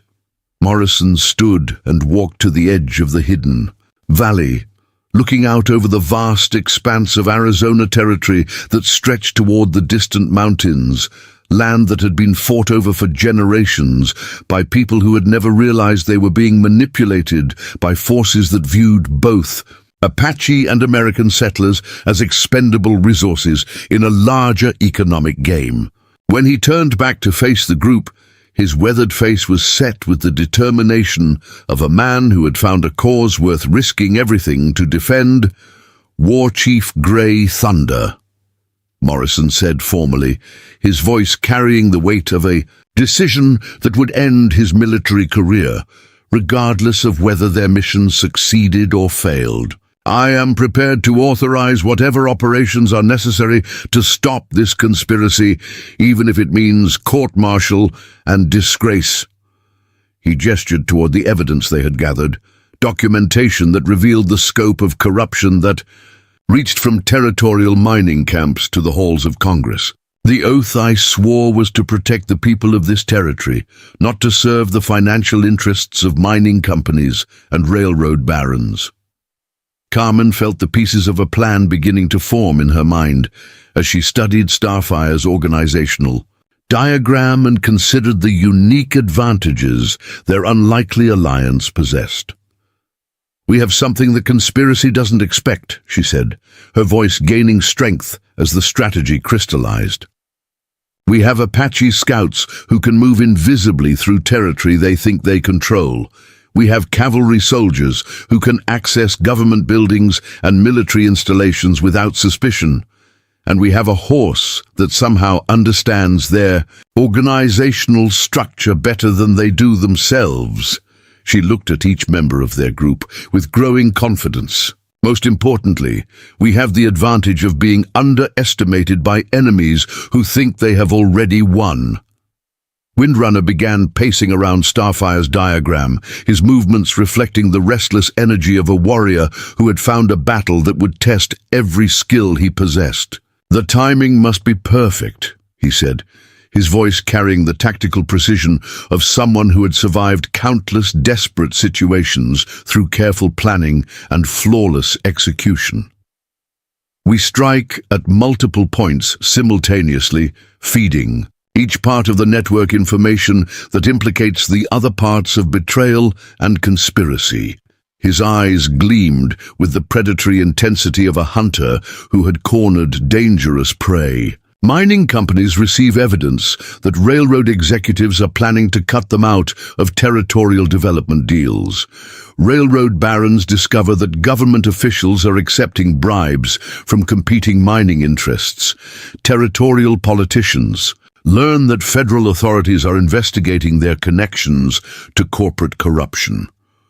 Gray Thunder studied the plan with the calculating mind of a war chief who had learned that the most effective battles were often won before the first shot was fired. "The strategy has merit," he said slowly, his voice carrying both approval and concern, "but it requires that we become masters of deception, that we learn to think like our enemies and anticipate their responses to our manipulations." He looked at Morrison with the respect of one professional acknowledging another. "Colonel, your knowledge of military communications and government procedures will be essential, but are you prepared for the possibility that some innocent people might be caught in the web of suspicion we create?" Morrison's jaw tightened as he considered the moral implications of what they were planning. The possibility that their deceptions might harm people who were guilty of nothing more than working for corrupt organizations without understanding their true nature. "War Chief," he said quietly, his voice carrying the weight of a soldier who had seen too much death and destruction caused by the conspiracy they were fighting. The alternative to our plan is a territorial war that will kill thousands of innocent Apache and American settlers while enriching the same criminals who have been profiting from bloodshed for the past 3 years. He gestured toward Standing Bear's cache of weapons and war plans. If we fail, this territory becomes a battleground that makes the past conflicts look like minor disagreements. Starfire suddenly moved to the center of the group and began a new pattern in the dust.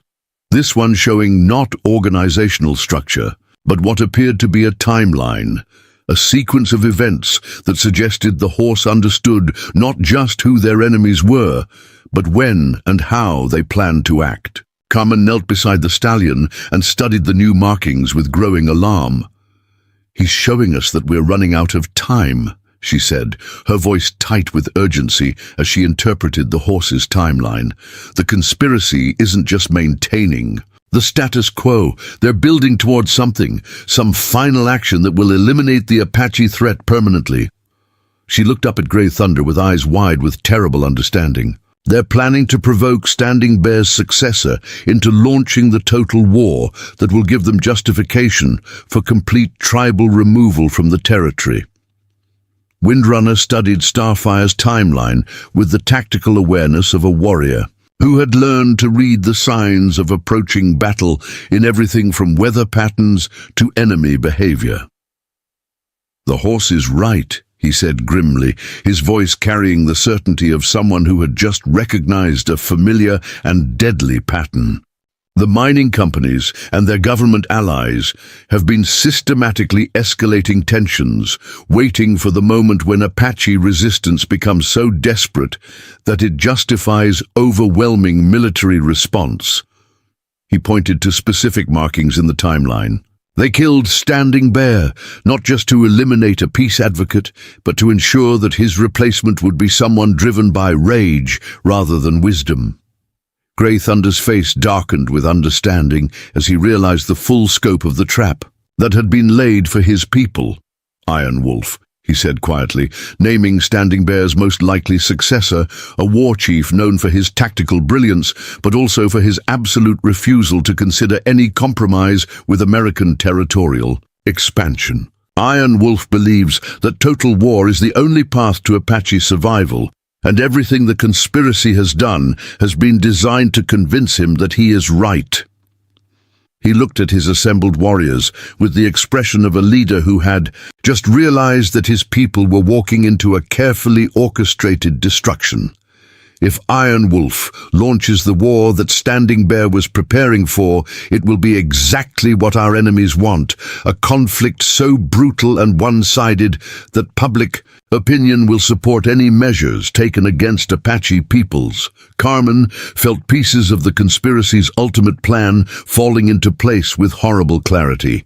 "They're not just planning to steal Apache land," she said, her voice filled with the sick realization of someone who had just understood the true scope of the evil they were fighting. "They're planning to use Apache resistance as justification for policies that will extend far beyond this territory." She looked at Morrison with eyes that reflected the magnitude of what they had discovered. If they can provoke a war that appears to be unprovoked Apache aggression, they can use it to justify removal policies that affect every tribe in the American West. Morrison understood immediately, his military experience giving him insight into how territorial conflicts could be used to justify broader political policies. "A precedent," he said grimly, his voice carrying the weight of a career soldier who had just realized how his profession had been manipulated to serve interests he had never intended to support. One successful campaign of tribal removal in Arizona Territory becomes the model for similar operations in Colorado, New Mexico, California, everywhere that mineral resources exist on land currently occupied by indigenous peoples.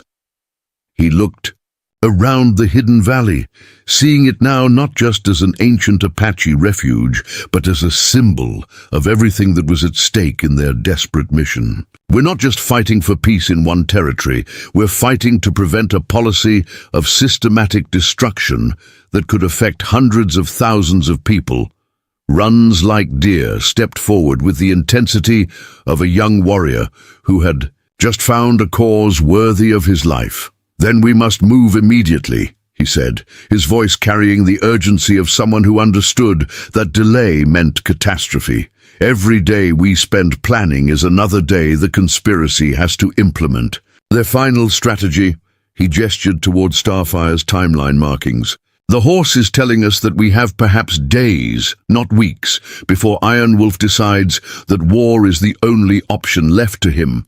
Starfire confirmed Runs Like Deer's assessment by pawing urgently at the timeline pattern, then moving to stand beside Carmen, with an expression that seemed almost human in its intensity and intelligence. The magnificent stallion nuzzled her shoulder once, then turned toward the narrow passage that led out of the hidden valley, his entire posture conveying readiness for immediate action. Grey Thunder made the decision with the swift certainty of a war chief who had learned that hesitation in crucial moments meant death for those who depended on his leadership. "We divide our forces and execute simultaneous operations," he announced, his voice carrying the authority of a commander, issuing battle orders. "Windrunner and Colonel Morrison will lead the infiltration of territorial government offices. Runs Like Deer will coordinate with Apache scouts to gather final intelligence on the conspiracy's timeline, and I will attempt to reach Iron Wolf before he commits to a course of action that serves our enemy's interests rather than our people's survival." He looked at Carmen with the respect due to someone who had become essential to their mission's success. "And Carmen Valdez will serve as our coordinator, the person who ensures that all our separate operations serve the same strategic objective." Carmen felt the weight of responsibility settling on her shoulders as she realized that the woman, who had been chained to a canyon wall as a traitor, was now being trusted with coordinating the most important mission in Apache history. She looked at Starfire, who was watching her with those impossibly intelligent eyes, and suddenly understood that everything that had happened, from her initial meeting with Morrison to this moment, had been leading to this responsibility. 3 days later, the conspiracy's carefully constructed web of lies began unraveling with the devastating efficiency of a controlled avalanche. As forged documents appeared simultaneously in mining company offices, territorial government buildings, and railroad headquarters across Arizona territory, each piece of fabricated evidence was designed to convince its recipients that their trusted partners were planning betrayals, that secret deals were being negotiated behind their backs, and that the profitable conspiracy they had built together was about to collapse into a vicious competition for survival. In Prescott, Governor Harrison discovered falsified correspondence suggesting that the Copper Crown Mining Company was negotiating directly with federal authorities to seize territorial lands without sharing profits with political partners, while in Tucson, executives of that same mining company found equally convincing evidence that the governor was accepting bribes from competing railroad interests to block their expansion plans. The carefully orchestrated campaign of misinformation struck every major player in the conspiracy simultaneously, creating exactly the paranoid suspicion that Grey Thunder's alliance had planned.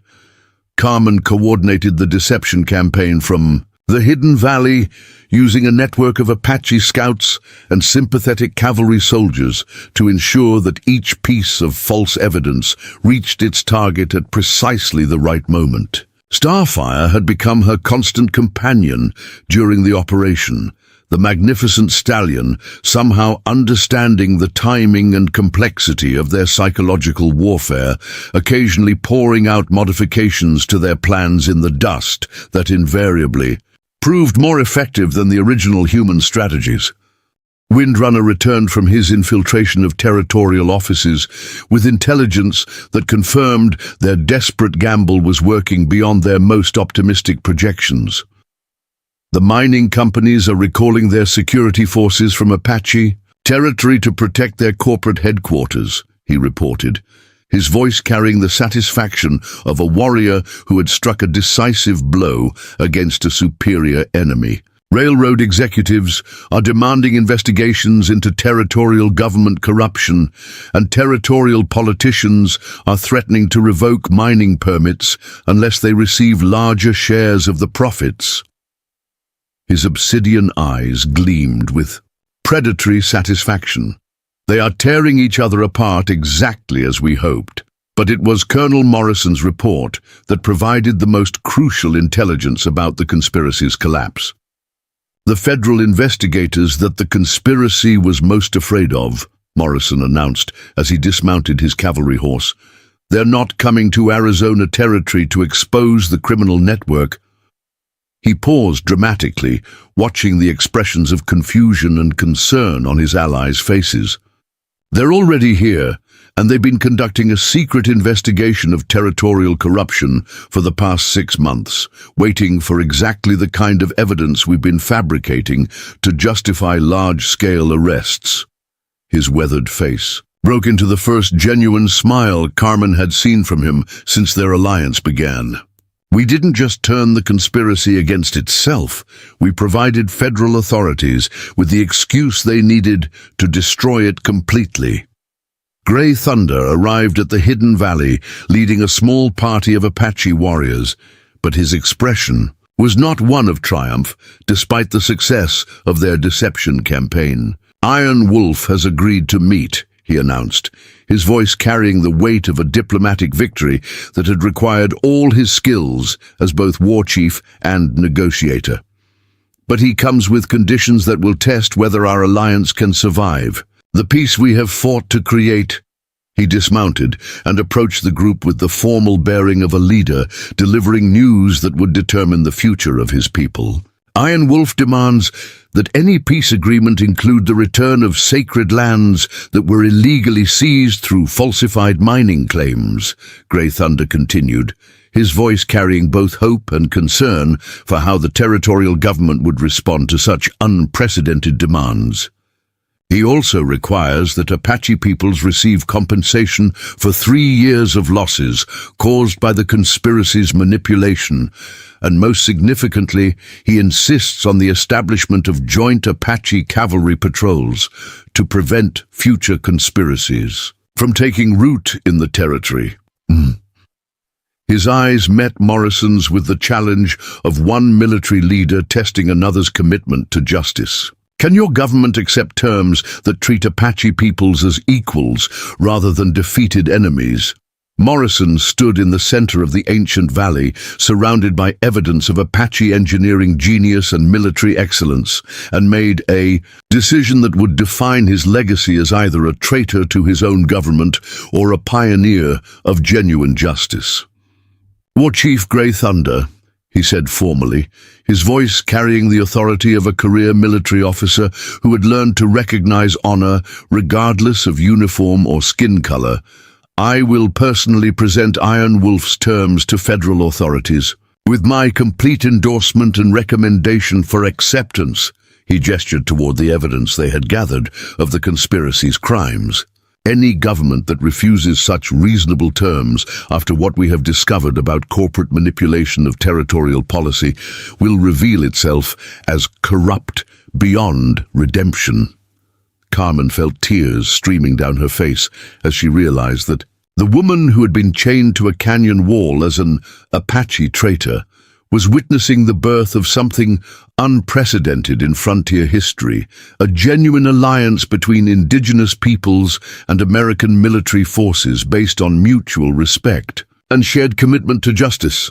Starfire moved to her side and nuzzled her shoulder gently, as if the magnificent stallion understood the emotional significance of the moment they had all helped create.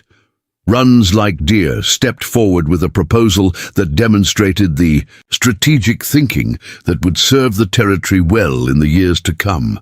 "War Chief Colonel Morrison," he said with the confidence of a young leader who had proven himself in the most challenging circumstances, "I request permission to establish a permanent intelligence network linking Apache scouts and cavalry soldiers, designed to identify and prevent future conspiracies before they can threaten the peace we have fought to create." His proposal carried the wisdom of someone who understood that preventing future conflicts was more important than punishing past crimes. "The horse has shown us that our enemy's greatest weapon was our ignorance of their methods and objectives." 6 months later, Carmen Valdez rode through the same Red Canyon where she had nearly died in chains, but now she wore the badge of a federal territorial investigator and rode beside Apache and cavalry officers who had become her trusted partners in maintaining the peace that their unlikely alliance had created. The carved words, "Apache Traitor," still marked the canyon wall where she had been chained, but now they served as a reminder of how quickly fear and prejudice could be overcome by courage and truth. Starfire had never accepted saddle or bridle, remaining forever wild and free, but he had become a living symbol of the alliance between Apache and American peoples, appearing wherever tensions threatened to disrupt the fragile peace, somehow understanding when his presence was needed to remind both sides of what they had achieved together. The magnificent stallion had taught them all that intelligence and wisdom could transcend the boundaries of species, culture, and traditional enmity. The conspiracy trials in territorial and federal courts had resulted in convictions that reached from local mining supervisors to congressional representatives, exposing a network of corruption that had manipulated frontier conflicts across the entire American West. The evidence gathered through their deception campaign had provided federal prosecutors with proof of crimes that extended far beyond Arizona territory, leading to reforms in territorial governance and federal oversight of corporate activities on indigenous lands. Iron Wolf and Colonel Morrison had forged a partnership that became the model for military cooperation throughout the Southwestern Territories, proving that former enemies could become effective allies when they shared common interests in justice and peace. The joint Apache cavalry patrols that Runs Like Deer had proposed had prevented dozens of potential conflicts, identifying and resolving disputes before they could escalate into violence. As Carmen rode through the canyon where her story had begun, she reflected on the strange path that had led from false accusations of betrayal to genuine service as a bridge between two peoples who had learned to trust each other despite centuries of conflict. The mark of Apache Traitor that her enemies had intended as a badge of shame had become a symbol of honor, representing someone who had chosen truth over tribal loyalty, justice over safety, and peace over the comfortable certainties of hatred. Starfire appeared on a ridge above the canyon, silhouetted against the setting sun like a spirit guardian, watching over the land that had seen so much conflict and was finally learning the possibilities of peace. The magnificent stallion called out once, a sound that echoed off the red rock walls like a promise that some alliances transcend all the boundaries that humans create, and that wisdom can emerge from the most unlikely partnerships when courage and truth light the way forward. Up next, you've got 2 more standout stories right on your screen. If this one hit the mark, you won't want to pass these up. Just click and check them out, and don't forget to subscribe and turn on the notification bell so you don't miss any upload from us.